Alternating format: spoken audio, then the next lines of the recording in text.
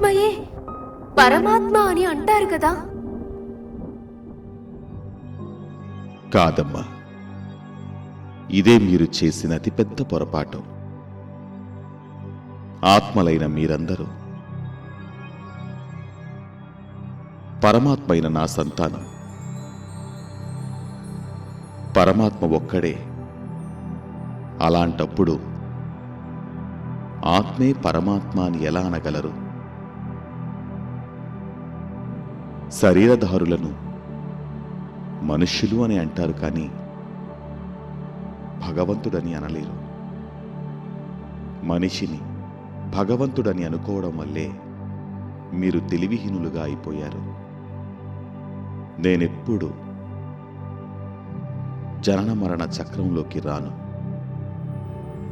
మనుష్యాత్మలందరూ జనన మరణ చక్రంలో వచ్చేవారే. ఆత్మయే పరమాత్మ అనడం అజ్ఞానానికి ప్రతీక.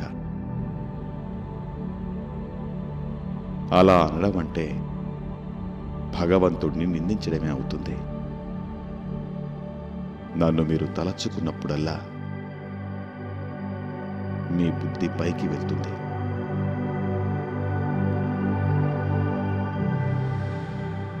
ఎప్పుడైతే కలియుగాంతంలో సృష్టి పైన అతి ధర్మగ్లాని అవుతుందో, నేను అధర్మ వినాశనం, సత్యధర్మ స్థాపన నిమిత్తం ఈ పుడమిపై అవతరిస్తాను.